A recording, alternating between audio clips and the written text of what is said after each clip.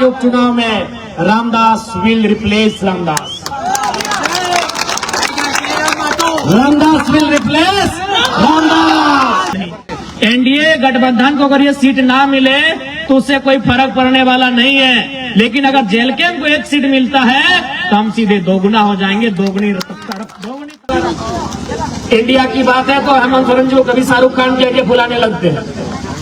अगर एनडीए को बोलने दिया जाना होगा। यार एक बात जान लीजिए, आज देखिए बहुत सारे लोग, मुझे कहने में किसी प्रकार से असहज महसूस नहीं हो रहा। मैं साफ कहता हूँ, जो भी प्रत्याशी आए हैं, चाहे बाबूलाल दादा रहे चाहे सोमेश दादा रहे, जनता इनको व्यक्तिगत रूप से पसंद नहीं कर रही। हम लोग भी अभी घूम के आए, अगर मजबूरी में वोट देंगे तो मजबूरी में वो लोग टिकट भी तो देंगे। जब तक जनता मजबूरी में वोट देगी, पॉलिटिकल पार्टियां मजबूरी में टिकट देगी। इसलिए आप तीसरे फ्रंट को चुनिए, आप चौथे फ्रंट को चुनिए, तभी नेशनल पार्टियां अच्छे उम्मीदवारों को टिकट देगी जाएगी। तो मैं तमाम लोगों से कहूंगा, जो लोग इंडिया गठबंधन के जैसे कोर वोटर माने जाते हैं, मान के चलिए अल्पसंख्यक, आदिवासी, और जो एनडीए गठबंधन के कुछ पिछड़े और सवर्ण जोन के कोर वोटर माने जाते हैं, मैं उनसे यही कहूंगा कि अगर इंडिया गठबंधन को यह सीट ना मिले तो सरकार गिरने वाली नहीं है। एनडीए गठबंधन को अगर यह सीट ना मिले तो उससे कोई फर्क पड़ने वाला नहीं है, लेकिन अगर जेलकेम को एक सीट मिलता है तो हम सीधे दोगुना हो जाएंगे, दोगुनी ताकत के साथ, दोगुने उत्साह के साथ, दोगुनी रफ्तार के साथ विधानसभा में मुद्दों को रखेंगे। मैं तमाम घाटशिला विधानसभा के तमाम वोटर से कहूंगा, क्योंकि आज के डेट में अब जनता का वोट तो रहा नहीं, अब जनता कहाँ रही वोट देने वाली, अब तो सब किसी का वोटर है। अब पहले चुनाव होता था कि जनता वोट करती थी कि 5 साल में किसी को बदलने की जरूरत करती थी, कोई अगर गलत काम करे तो उसे हराने का काम करती थी। लेकिन अब जनता क्या हो गई कि किसी पार्टी विशेष का वो आइडियोलॉजी में ढल चुकी है कि भाई वो उसके कैंडिडेट, अगर कोई इस पार्टी का कैंडिडेट आ जाए वो अच्छा है बुरा है, उसमें कोई भी रहे, क्योंकि हम देश में देख रहे हैं मोदी जी को, हम तो उसी को दे देंगे वोट। या हम देख रहे हैं हेमंत सोरेन जी को, उनके सिंबल से कोई भी आएगा हम उसको वोट कर देंगे। पहले होता था कि लोग कितना सोचते थे कि भाई 5 साल ये प्रत्याशी हमारे गांव में नहीं आया, जीतने के बाद हमसे नहीं मिला, इसने हमारे मुद्दों को उठाया नहीं, इस बार इसको हराएंगे। लेकिन अब जनता तो वैसी रही नहीं, वो अच्छा है बुरा है, वो एनडीए से है तो एनडीए का एक वोट है। एनडीए का एक माइंडसेट है कि भाई ये समाज के लोग, मैं किसी समाज का नाम नहीं लेना चाहता हूं क्योंकि मुझे किसी से आपत्ति मने, तो एक माइंडसेट बन गया कि फलाना समाज, ओबीसी का फलना वर्ग, जनरल का फलना वर्ग, ये एनडीए का वोट है। इंडिया माइनॉरिटी ट्राइबल्स, ये फलना वर्ग, ये इंडिया का वोट है। तो मैं उन लोगों से कहना चाहूंगा कि फिलहाल घाटशिला के चुनाव में 29 में आप क्या करेंगे नहीं करेंगे 29 में देखा जाएगा, लेकिन घाटशिला के चुनाव में मैं आपसे इतना तो आग्रह करूंगा कि एक सीट जीतने से ना बीजेपी ज्यादा उनको कुछ होने वाला है, न सरकार को कुछ होने वाला है, लेकिन अगर एक सीट हम जीत जाते हैं तो आपको भी मालूम है अभी विधानसभा में बोलने के लिए क्या समय दिया जाता है कि जिस पार्टी का जितना विधायक हो उतना मिनट दिया जाता है। तो जेलकेम पार्टी का एक विधायक 1 मिनट दिया जाता है। अगर हम लोग घाटशिला को जीत जाएंगे तो 2 विधायक होगा तो 2 मिनट दिया जाएगा। तो 1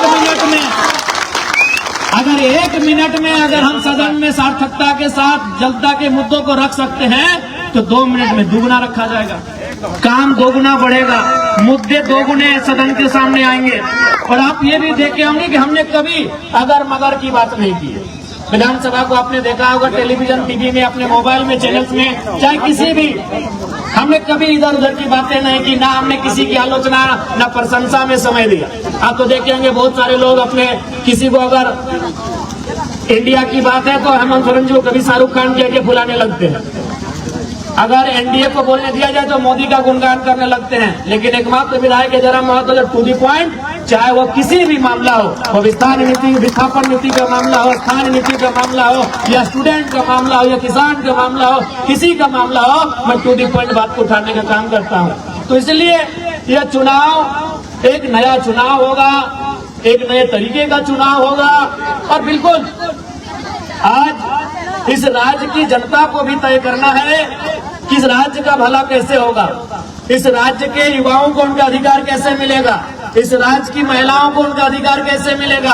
और सबसे बड़ी बात, जो शहीदों के सपने से झारखंड सींचा गया है, उन शहीदों का सपना कैसे साकार होगा, ये आज सबसे पहले तो घाटशिला की जनता को तय करना होगा। यार एक बात जान लीजिए, आज देखिए बहुत सारे लोग, मुझे कहने में किसी प्रकार से असहज महसूस नहीं हो रहा, मैं साफ कहता हूँ, जो भी प्रत्याशी आए हैं, चाहे बाबूलाल दादा रहे, चाहे सोमेश दादा रहे, जनता इनको व्यक्तिगत रूप से पसंद नहीं कर रही। हम लोग भी अभी घूम के आए, हम लोग जिधर चाहे वो बाजार होता है, आपको मालूम है बाजार में एनडीए के सपोर्टर होते हैं, उन लोग भी बोल रहे थे कि हम लोग का वोट देना मजबूरी होता है, हम लोग भी बाबूलाल जी को पसंद नहीं कर पा रहे हैं कैंडिडेट। तो मैं जनता से कहना यह चाहता हूं कि अगर आप जब तक मजबूरी में वोट देंगे तो मजबूरी में वो लोग टिकट भी तो देंगे। जब तक जनता मजबूरी में वोट देगी, पॉलिटिकल पार्टियां मजबूरी में टिकट देगी। इसलिए आप तीसरे फ्रंट को चुनिए, आप चौथे फ्रंट को चुनिए, तभी नेशनल पार्टियां अच्छे उम्मीदवारों को टिकट देगी। आप जो शिकायत करते हैं कि भाई हमको कैंडिडेट पसंद नहीं है, तो आप खुद कहते हैं कि कैंडिडेट जो भी रहे हमको मजबूरी में वोट करना है हमको। इसलिए मैं जनता से भी कहना चाहूंगा कि अगर आप बदलाव चाहते हैं, परिवर्तन चाहते हैं, तो इस बार पार्टी के आधार पे नहीं, कैंडिडेट की योग्यता के आधार पे वोट करें। मैं सभी से आग्रह करना चाहूंगा, आप ऐसे उम्मीदवार का चयन करें जो घाटशिला के मुद्दों को विधानसभा तक लेकर जाएगा। आज आप देखे होंगे, हम विधायक डुमरी के हैं, लेकिन हमने जादूगोड़ा का मामला को विधानसभा में उठाया। आज बताइए 25 सालों से क्या जादूगोड़ा आज से वो दंश झेल रहा है, या फिर जादूगोड़ा के साथ अन्याय आज से हो रहा है? नहीं, वर्षों से हो रहा है। लेकिन किसी विधायक का, किसी भी नेता का हिम्मत नहीं हुआ कि सदन में इस बात को उठाए, क्योंकि सबको डर लगता है। जब बड़ी बड़ी कंपनियां सामने हो, बड़े बड़े उद्योग घराने सामने हो, तो सभी लीडर को डर लगता है। तो भाई डरे हुए नेताओं को क्यों चुनते हो? निडर लोगों को चुनो जो बेबाक होकर आपकी आवाज बनने का काम करे और आपकी आवाज को उठाने का काम करे, ऐसे लीडरों को चुनो। आज घाटशिला की बात करें तो घाटशिला भी धीरे धीरे एक औद्योगिक क्षेत्र में डेवलपमेंट हो रही है, क्योंकि बगल में जमशेदपुर है, तो उसका असर धीरे धीरे घाटशिला में आएगा। घाटशिला में नए उद्योग आएंगे, जमीनों का अधिग्रहण होगा, जबरन जमीन लिया जाएगा। अभी आपका हिंदुस्तान कॉपर लिमिटेड है, आप लगातार वहां आंदोलन किया जा रहा है, कंपनी जमीन छोड़ने को तैयार नहीं है। जब आपका काम बंद है तो जमीन छोड़ देना चाहिए, जमीन रहितों को वापस होना चाहिए। तो ये मुद्दे सदन तक कौन उठाएगा? क्योंकि आपको भी मालूम है, आप भी जानते हैं, इस चुनाव के बाद परिणाम चाहे कुछ भी रहे, XYZ कोई भी जीते, जीतने वाला भी आपका जमशेदपुर में बैठेगा और हारने वाला भी आपका जमशेदपुर में बैठेगा। अगर जो भी इस चुनाव को अगर वे लोग जीतते हैं, तो जो जीत के जाएगा वो भी जमशेदपुर के आवास में रहेगा, और जो हार के जाएगा वो भी जमशेदपुर के आवास में रहेगा। आपके साथ, आपके दुख में, आपके दर्द में, आपके पीड़ा में कौन रहेगा, ये घाटशिला की जनता को तय करना है। और हमें लगता है रामदास मुर्मू जी से बेहतर कोई कैंडिडेट नहीं है जो आपके साथ खड़ा रहे। आपके साथ कौन लड़ेगा? आपके साथ धरने में कौन बैठेगा? आपके साथ कोई समस्या होगी तो कौन खड़ा होगा? आज आप देखिए, जब से जेल कैंप पार्टी का उदय हुआ है, जब भी किसी को अगर तो थोड़ा मैंने चोट भी लगता है, मामूली चोट लगता है, तो सबसे पहले जेल कैंप को याद किया जाता है। और हम लोग रात 2 बजे 3 बजे तक धरना में जाके बैठते हैं, जब तक उसको न्याय नहीं मिले। अरे राज्य में तो छोड़िए, हम लोग प्रदेश भी जाते हैं। हमारे पार्टी के लोग मजदूरों की बात को अगर देखा जाए, न्याय दिलाने के लिए हम लोग राजस्थान उड़ीसा तक जाते हैं। तो ये भी आपको तय करना है, बड़ी पार्टियां, चूंकि बड़ा लेवल है उनका, बड़ी पार्टियां हैं, वो आपके बीच चुनाव में आएंगी। हमेशा अगर आपके बीच कोई है तो जेल कैंप खड़ा है। इसलिए मैं जनता जनार्दन से आग्रह करूंगा, जो लोग यहाँ तक नहीं भी आए हैं, चूंकि दीपावली का दिन चल रहा है, हम लोग इस बात को समझ रहे हैं कि लोग पर्व त्योहार है, लेकिन जो लोग घरों में भी बैठे हुए हैं, मैं उनको स्पष्ट कहूंगा, इस बार वोट बदलाव के लिए करिए। बदलाव का होना बहुत जरूरी है। अगर बदलाव नहीं होगा तो राजनीति कुछ परिवारों तक सीमित रह जाएगा। फिर और यहाँ आप सोचिए ना, यहीं आप सोचिए चंपई चचा, क्योंकि मान के चले सोमेश जी के पिताजी का देहांत हुआ है, तो उस पर हम थोड़ा सा रहने देते हैं। हम चंपई चचा का उदाहरण लेते हैं। चंपई चचा मुख्यमंत्री रह चुके हैं, कई बार मंत्री रह चुके हैं, रहे कि नहीं? लेकिन फिर भी उनको याद है कि बाबूलाल सोरेन को सेट कर दिया जाए। चंपई चचा मुख्यमंत्री रह चुके हैं, मंत्री रह चुके हैं, कई बार विधायक रह चुके हैं, फिर भी उनको बुढ़ापे में चिंता है, जबकि उनके पास अरबों की संपत्ति है। अगर आज के दिन से चंपई चाचा बिस्तर में बैठ जाए ना, बेड में बैठ जाए, घर में खटिया में बैठ जाए, तो उनकी 5 पुश्ते आराम से बैठ के खाएंगी। आज भी अगर चंपई चाचा कुछ ना करे, चंपई चाचा अगर कुछ ना करे, तो उनकी हमें लगता है कम से कम, ज्यादा तो हो, बहुत ज्यादा होगा, 5 पुश्ते यानी 5 पीढ़ियां बैठ के खाएंगी। फिर भी उनको चिंता है कि बाबूलाल सोरेन को विधायक कैसे बनाना है। बगल में रघुवर दास जी हैं, मुख्यमंत्री रह चुके हैं, गवर्नर रह चुके हैं, कई बार वो भी मंत्री रह चुके हैं, हमको लगता है 5-6 बार विधानसभा भी जा चुके हैं, यानी विधायक बन चुके हैं। फिर भी उनको चिंता है कि अपनी पुतोहू को टिकट देके विधायक बना दिए, जबकि आपको भी मालूम है वो 5-10 पीढ़ी बैठ के खाएंगे। लेकिन रघुवर चचा को भी चिंता है कि हमारी पुतोहू विधायक कैसे बने। यही आपके अर्जुन मुंडा जी, हमारे इस राज्य के और एक मुख्यमंत्री, बहुत नामी चेहरे, केंद्र में भी मंत्री रह चुके हैं, उनको भी चिंता आई कि अपनी पत्नी को इस बार टिकट दिला दे, कोर्ट से उनकी पत्नी लड़ी।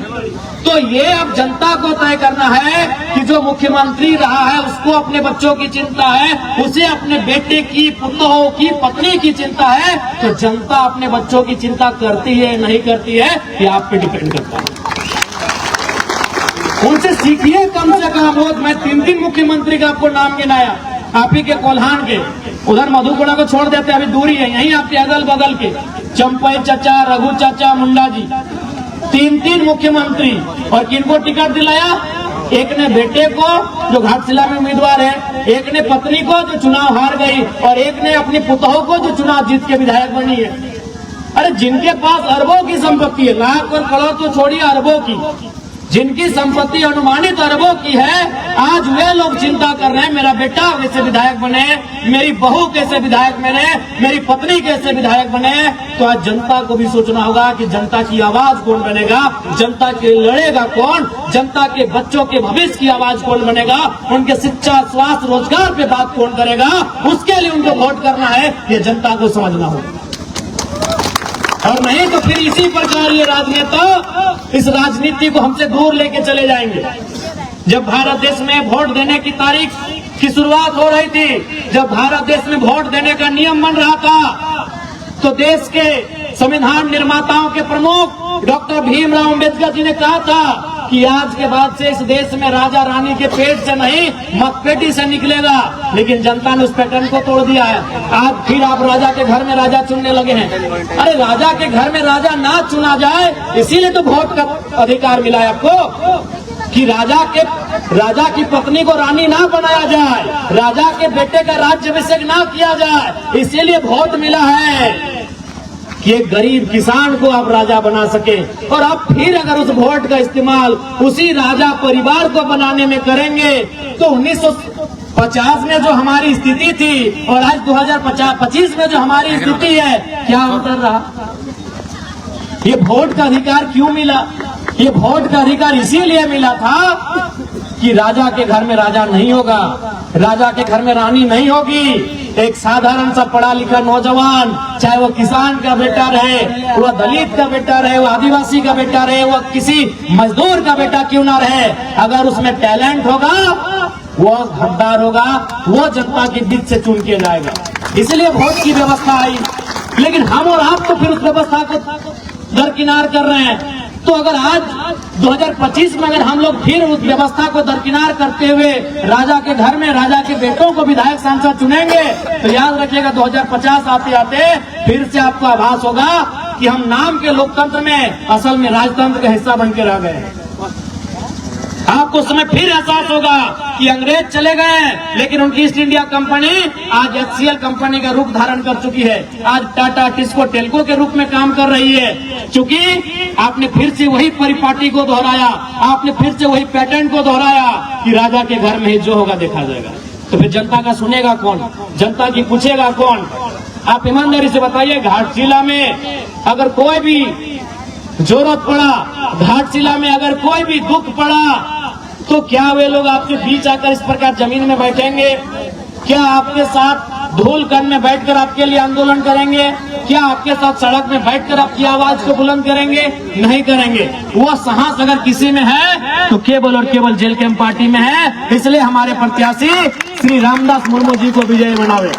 अभी देखिए चंपे चाचा सुन रहे थे, कहीं आके भाषणबाजी कर रहे थे कि नगरी में हम ये कर दिए। आप भी जानते हैं नगरी में कुछ किए, सबको उसका लिए। नगरी वाला याद होगा आपको, रिम्स टू जमीन का मामला, सभी आदिवासी लोग को उसका लिए। आदिवासी लोग लोहरदगा से आए, खूंटी से आए, लातेहार से आए, सिमडेगा से आए, गुमला से आए, रामगढ़ से आए, सिल्ली से आए, और पता चला चंपई चाचा ये नहीं हुआ। कौन था? सुबह देवेंद्र नाथ महतो थे और शाम को जयराम महतो थे। वो हाल जोड़ने का काम कौन किए? हमारे पार्टी के देवेंद्र बाबू किए कि नहीं? चंपई चाचा डर से अंदर में थे। और उनका बेटा का बोली आप सुने होंगे, बाबूलाल भैया का। उनको मीडिया पर बनाए, उनको पूछा, पुलिस बोला कि चलिए आपको अरेस्ट करके थाना ले जाते हैं। बोला ना, हम यूट्यूब में देखे हैं, हम लोग के आदिवासी भाई का इनकाउंटर हुआ है, तो आप मेरा इनकाउंटर कर देंगे, हमको डर है। तो बताइए बाबूलाल दा इतना डरिएगा तो राजनीति काहे कर रहे हैं? चंपई चाचा इतना खेत ला दिए हैं, बस सोचिए और खाइए। सुने कि नहीं हमको हम घर चले जाएंगे। कि बाबूलाल जी का स्टेटमेंट है कि हम घर चले जाएंगे, तो इसलिए अब आपको तय करना है। और देखिए, जहां तक पूर्व मंत्री जी का बात है, उनको तो मैं पहले श्रद्धांजलि अर्पित करता हूं। रामदास बाबू नहीं रहे हमारे बीच। उसी समय दिसम गुरु शिबू सोरेन का भी देहांत हुआ, निधन हुआ। निसंदेह उनके निधन होने से, उनके दुनिया से चले जाने से राज्य की जनता मर्माहत है, राज्य की जनता में दुख है। लेकिन ये जरूरी नहीं है कि उनके घर से जो आएगा विधायक बनने के लिए वही उस राज्य को चलाएगा या फिर वही उनकी तरह काम करेगा। यहाँ सिंपल है। आपको याद होगा जब हमारे ही डुमरी विधानसभा में जगन्नाथ बाबू नहीं रहे तो वहाँ एक स्लोगन आया कि टाइगर विल रिप्लेस टाइगर। क्योंकि जगन्नाथ बाबू को भी वहाँ टाइगर कहा जाता था। सुनिए, आज उनके पिताजी का भी निधन हुआ, उनको भी हम श्रद्धांजलि अर्पित करते हैं। तो वहाँ भी जनता के बीच से एक आवाज आया कि टाइगर विल रिप्लेस टाइगर। तो घाटशिला में भी आवाज आना चाहिए, रामदास विल रिप्लेस रामदास। हमारे डुमरी विधानसभा से जहां हम विधायक बने, वहां एक ही वो नारा गूंज रहा था कि टाइगर की जगह टाइगर लेगा। जरूरी नहीं वो उसका परिवार से ही होगा, जो टाइगर होगा वही टाइगर की जगह लेगा। और टाइगर ने जगह डुमरी में ले लिया। अब हम यहाँ कह रहे हैं, घाटशिला में वही कह रहे हैं कि रामदास जी की जगह रामदास जी लेंगे। रामदास सोरेन जी की जगह रामदास मुर्मू जी लेंगे, रामदास जी की जगह रामदास जी लेंगे। ये तो आवश्यक नहीं है कि भाई उनके घर में जो जन्म ले, उनका जो खून हो वही उनके जैसा हो, वही उनके जैसा काम करिए। जरूरी है? अगर ऐसा होता तो आज प्रधानमंत्री गांधी का पोता को होना चाहिए था, गांधी जी का पोता को होना चाहिए था, भगत सिंह के रिश्तेदार को होना चाहिए था, सरदार पटेल के रिश्तेदार को होना चाहिए था, नेताजी सुभाष चंद्र बोस के रिश्तेदारों को होना चाहिए था कि नहीं? अब गांधी जी अगर 1942 में आधे कपड़ों का आधा कपड़ा पहन के आंदोलन किए हैं और अगर आज वोट टाइम आके कहेगा कि हमारे पूर्वज महात्मा गांधी जी उस समय ऐसा किए हैं, तो भाई आज का समय अलग है, उस समय अलग थे। गांधी पूरे देश के थे, अपने परिवार के नहीं थे। क्या रामदास बाबू अपने परिवार के थे? नहीं, वो झारखंड के माफ कीजिएगा मंत्री थे। रामदास बाबू जब झारखंड के मंत्री थे तो झारखंड का कोई बेटा उनकी जगह लेगा, उनका ही परिवार क्यों लेगा? और हमको आज तक समझ में नहीं आया भाई सहानुभूति क्या है, कि सहानुभूति राजनीति में क्यों? आप ही बताइए, क्या अगर कोई किसी डॉक्टर का निधन हो जाए तो क्या डॉक्टर के बेटे को डॉक्टर बनाया जाता है? क्या बनाना उचित भी रहेगा? अगर किसी डॉक्टर का बिना समय से पहले अगर निधन हो जाता है तो क्या डॉक्टर के बेटे को डॉक्टर हम बनाएंगे? क्या टीचर का निधन होने पे टीचर के बेटे को टीचर बनाएंगे? क्या एसपी का बेटा बनता है? तो ये कौन सा पैटर्न है भाई कि विधायक का बेटा विधायक बने, सांसद का बेटा सांसद बने, मंत्री का बेटा मंत्री बने? आखिर ये कौन सा पैटर्न है? जबकि एक एसपी से महत्वपूर्ण एक एमएलए होता है, एक डॉक्टर से महत्वपूर्ण एक एमएलए होता है, एक टीचर से महत्वपूर्ण एक एमएलए होता है, क्योंकि डॉक्टर, टीचर और एसपी का फैसला करने वाला एक एमएलए होता है। वो विधायिका का अंग होता है, वो सरकार का अंग होता है। वो फैसला करेगा कि आपके स्कूल में टीचर कितने होंगे, वो फैसला करेगा कि आपके जो हॉस्पिटल उसमें दवा का दाम क्या होगा, वो फैसला करेगा कि आपका यहाँ आईएएस का कौन यहाँ नया तबादला हो क्या आएगा। तो जो फैसला करता है, जो नियम बनाता है, जो इस राज्य को चलाता है, वहाँ सहानुभूति क्यों? हम सहानुभूति रखते हैं? जिन्होंने अपने परिवार में किसी को खोया है, हम सहानुभूति रखते हैं। सहानुभूति का मतलब उसके दुख में खड़ा होना। सहानुभूति का मतलब होता है उस परिवार के दुख में खड़ा होना। हम लोग दुख में खड़े हैं, अगर उस परिवार को कुछ घटेगा हम लोग देंगे। विधायक बना देना, ये कौन सा सहानुभूति है भाई? जब हम डॉक्टर के निधन पे डॉक्टर के बेटे को रिप्लेस नहीं करते हैं, जब वकील के निधन पर वकील के बेटे को वकील बना के रिप्लेस नहीं करते हैं, तो आखिर देश में ये सहानुभूति कब तक चले? इसलिए जो मंत्री जी नहीं है, हम लोग पुनः श्रद्धांजलि भी देंगे और सहानुभूति रखेंगे परिवार के प्रति। लेकिन उनको जो रिप्लेस करेगा, उनकी जगह जो जाएगा, ये बिल्कुल भी जरूरी नहीं है कि उनका अपना घर से संबंधित हो, उनके ब्लड से संबंधित हो, उस क्षेत्र का कोई ऐसा युवा जो पढ़ा लिखा हो, उनकी जगह जाए और झारखंड की आवाज को, घाटशिला की आवाज को, घाटशिला के माओ बहनों की आवाज को, घाटशिला के बुजुर्गों की आवाज को, घाटशिला के नौजवानों, किसानों, छात्रों की आवाज को विधानसभा में प्रेजेंट करे। कोई वहां कोई वहां इसलिए इस बार घाटशिला के उपचुनाव में रामदास मुर्मू जी जो हमारे पार्टी के प्रत्याशी हैं, आप सभी से आग्रह है एक मौका दिया जाए। क्योंकि अब पढ़े लिखे नौजवानों की राजनीति में आने की दरकार है। आप भी जानते हैं रामदास मुर्मू जी यही ठीक बगल में आरडीएम नामक एक कोचिंग क्लास चला रहे हैं, पढ़े लिखे नौजवान हैं और आपके बीच से आते हैं। तो अगर आपके बीच से आएंगे तो आपके बीच की बात को वहां लेके जाएंगे। आज देखिए, आप मेरा ही उदाहरण लीजिए, आज 1 साल होने वाला है, लेकिन आज भी मेरे घर की स्थिति वही है जो 1 साल पहले थी। आज भी हमारे घर में बारिश होने पर पानी ऊपर से भी आता है और नीचे से भी मिट्टी गीला होता है। क्यों ऐसा होता है? क्योंकि जब जब हम अपने बारे सोचने के लिए बैठते हैं कि हमें अपने घर के लिए, अपने परिवार के लिए, अपने भाई के लिए कुछ करना है, तब तब मेरी आंखों के सामने वे लोग आते हैं जिन्होंने मेहनत करके हमको विधायक बनाया।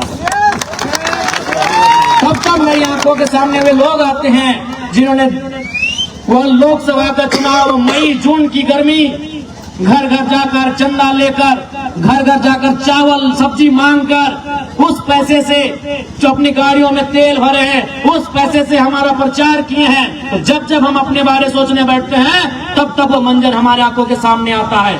क्योंकि हम आपके बीच से आते हैं, इसीलिए हम आपके बीच की बात को सदन तक लेकर जाते हैं। इसलिए अब जनता को यह तय करना होगा उनके बीच का नेता जाए, जो उनके बीच के जैसा हो कर रहे। आज देखिए ना, आप जब भी आप हमसे मिलते हैं, और हमको तो लगता है कि अभी 1 साल होने के बाद भी न जनता ने हमको विधायक माना है, न हम खुद को विधायक मान पाए हैं। आज भी उनसे मिलते हैं तो उनके घर के भाई बच्चे जैसे मिलते हैं। वो भी हमसे मिलते हैं तो अपने हक अधिकार के साथ मिलते हैं, वो हम पे अपना हक दिखाते हैं। वो कभी इस प्रोटोकॉल में नहीं रहते कि हम विधायक जी से मिलने जा रहे हैं। वो अपने हक समझते हैं कि हमारे घर का बच्चा है। अरे कभी कभी तो हम लोग जहाँ जिस घर में सोते हैं, अगर जानते हैं कि थोड़ा सा हम लोग लेट उठते हैं तो 2-4 लोग बोतल से खिड़की में भी मार देता है। तब बोले नहीं, जनता है, कुछ नहीं बोलना है भाई, उनको हक है। विधायक के घर में जाने से पहले 4 गेट का एंट्री होता है, लेकिन हमारे घर में जनता जाती है, कभी हम लोग लेट उठते हैं, देखते हैं मैंने खिड़की टूटे नहीं तो मैं कभी बोतल फेंक देता है विधायक झूठ। तो ये हक हमने जनता को दिया है और झारखंड की राजनीति में पहली बार ये हुआ है। नहीं तो आपको उनके कार्ड से गुजरना होगा। बहुत प्रकार का सिस्टम है, अगर नहीं हो घर में तो बोल घर में नहीं है। तो इसलिए नए नेताओं को, नए युवाओं को राजनीति में आने की आवश्यकता है। आज कोल्हान की धरती आंदोलन की धरती है, क्रांति की धरती है, निर्मल बाबू, सुनील बाबू के शहादत की धरती है। और आज धरती में वहां के लोगों को यह तय करना होगा कि उनके सपनों को साकार करने के लिए जो जाएंगे सदन तक, ऐसे उम्मीदवारों को हम लोग जिताकर भेजेंगे। आज बताइए, राज्य की सरकार ने माताओं को, बहनों को 2500 रुपए का मैया सम्मान योजना दे दिया, लेकिन आज उन्हीं के घर के बच्चे स्कॉलरशिप नहीं मिल पाया है, छात्रवृत्ति नहीं मिलने के कारण रो रहे हैं कि नहीं रो रहे हैं, आप बताएं। रो रहे। आज इस राज्य में क्या हो रहा है आपको भी मालूम है। कुछ देर पहले हमको ड्राइवर लोग फोन किया कि विधायक जी हम लोग बालू लेके चल रहे, परेशानी है। हम बोले भाई घाट से लेके चुनाव तक रुकिए, परेशानी रहेगा, क्योंकि सरकार के लोगों का सीधा आदेश है यहाँ से चंदा उठा के देना है चुनाव में। आज यही हो रहा है। एक बड़ा बाबू से हमारा बात हुआ, वो एक व्यक्ति से कुछ पैसा मांग रहा था। हम डायरेक्ट बोले कि बड़ा बाबू हमको भी मालूम है, मंत्री जी और सीनियर IPS मिल के आपसे 30 लाख लिए थाना तबादला का, हमको मालूम है सारा चीज, लेकिन उसको आप दूसरा जगह सुन लीजिएगा। हम सीधा बात करते हैं। आज झारखंड यही बन के रह गया है। बड़ा बाबू है तो थाना के हिसाब से 30 लाख से 50 लाख में उनको थाना दिया जाता है। उससे बड़े पदाधिकारी हैं तो उससे बड़े रेट में ट्रांसफर होता है, और उससे बड़े पदाधिकारी हैं तो 2 करोड़ से 5 करोड़ तक का दिया जाता है। ये हमारे राज्य की स्थिति है। वहाँ से सरकार का सोच आगे नहीं बढ़ पा रहा है। इस राज्य के कल्याण क्या करेंगे, इस राज्य की जनता का कल्याण क्या करेंगे। इसलिए राज्य की सरकार में जो बैठे बड़े बड़े नेता हैं उनकी जड़ें हिलनी चाहिए, उनका सिंहासन हिलना चाहिए, तभी उनको डर होगा। और नहीं तो फिर अगर बड़े बड़े नेता चुन के जीत जाएंगे, अगर चंपई चाचा के घर वाले जीत जाएंगे, मंत्री जी के घर वाले जीत जाएंगे, रघुवर चाचा के घर वाले जीत जाएंगे, अर्जुन मुंडा जी के घर वाले जीत जाएंगे, तो फिर तो मजाक हो रहेंगे, जनता है क्या, इसका वोट तो हम लोग ऐसे ले लेते हैं। फिर वो आपको ताना देंगे। और क्यों मुद्दों की बात करेंगे, क्यों मुद्दों की बात करेंगे। आज देखिए ना देश में क्या हुआ, मोदी जी ने बात करा 2 करोड़ नौकरियां क्यों देंगे। हम जान रहे हैं कि हम इनको राम जी का नाम लेके वोट ले लेते हैं, क्यों काम करेंगे भाई। उसी प्रकार हेमंत जी, उनको भी मालूम है कि जब हम लोग चुनाव जीती जा रहे हैं, जब हम कुछ ना करने पे भी ये लोग 50-60 सीट हमको दे ही रहे, तो क्यों काम करेंगे। इसलिए राजनीति में, लोकतांत्रिक देश में अगर ताकत कहीं है तो तलवार में नहीं है, ताकत आपके तीर में नहीं है, ताकत भाले में नहीं है, ताकत त्रिशूल में नहीं है, ताकत बंदूक में नहीं है, ताकत आपकी इस उंगली में है जब आप ब्लू रंग की स्याही लगाकर वोट देने जाते हैं। ताकत इस उंगली में है आपकी, जिस उंगली से आप उनको नचा सकते हैं। तो इसलिए उनको बताना होगा कि राजनीति आपकी रखेल नहीं है, राजनीति आपके अधीन नहीं है, राजनीति आपकी धरोहर नहीं है, राजनीति जनता की है, राजनीति जनता की है। आपको बताना होगा कि राजनीति जनता के लिए बनी है, इसे आपको बताना होगा। और ये सारी शक्ति तमाम जनता जनार्दन आपकी उंगली में है। अगर आप उनको बताएंगे नहीं, ये आप उनको जताएंगे नहीं, तो बदलाव कैसे होगा। उनके माइंड में सेट हो चुका है कि झारखंड की जनता सड़कों में लगातार 4 साल क्यों ना हल्ला कर ले, 4 साल क्यों ना आंदोलन कर ले, 5वें साल उनका वोट आखिर हम लोग ले जाएंगे। 5वें साल उनको फिर डर दिखाकर, 5वें साल उनको समीकरण का डर दिखाकर, बिना विकास किए, बिना मुद्दों के हम वोट लेकर जाएंगे। क्यों इस पैटर्न को तोड़ना होगा, उनकी सोच को तोड़ना होगा, तभी बदलाव होगा। और एक बात याद रखिए, आज फिर कहेंगे पढ़े लिखे नौजवानों को राजनीति में आना चाहिए। अगर आज हमारा देश हिंदुस्तान आजाद हुआ तो पढ़े लिखे लोगों का बहुत बड़ा योगदान है। गांधी कौन थे, बैरिस्टर थे। पंडित नेहरू कौन थे, बैरिस्टर थे। सरदार वल्लभ भाई पटेल कौन थे, बैरिस्टर थे। नेताजी सुभाष चंद्र बोस कौन थे, इंडियन सिविल सर्विस के एस्पिरेंट थे। हमें लगता है पास भी कर गए थे। जो आज UPSC कहते हैं, उस समय ICS कहते थे, इंडियन सिविल सर्विस। चूंकि आचार संहिता का समय है, अभी हम लोग का पूरा 1 महीना कार्यक्रम होगा। बस इतना ही कहेंगे कि इस बार बदलाव को वोट करिए। 1 सीट मत देखिए, 1 सीट, एक अकेला जयराम महतो आज विधानसभा में क्या कर रहे हैं आप देख रहे हैं। एक अकेला जयराम महतो जनता को कितनी ताकत दिया है आप देख रहे हैं कि आज हर कोई अधिकारी से आंख मिला के बात कर रहा है, हर कोई मुद्दे की बात कर रहा है, डर नहीं रहा है। तो 1 सीट हमारे लिए 100 सीटों के बराबर है। आप दीजिए, हमारी ताकत दुगना होगी, मुद्दे दुगना उठेंगे, सदन के पटल पर उठेंगे। इसलिए चूंकि आचार संहिता है, समय का अभाव है, तमाम माताओं बहनों को विशेषकर धन्यवाद देते हुए, तमाम माताओं बहनों को धन्यवाद देते हुए और उनसे अनुरोध करते हुए कि इस बार आप बदलाव करेंगे। मैं तमाम नौजवानों से कहूंगा कि घाट से लाके घाट में आप इतने चारों तरफ फैल जाए, घाट चला के घाट में आप इतने फैल जाए, इस बार जेल के कोई सीट उनकी झोली में जाए।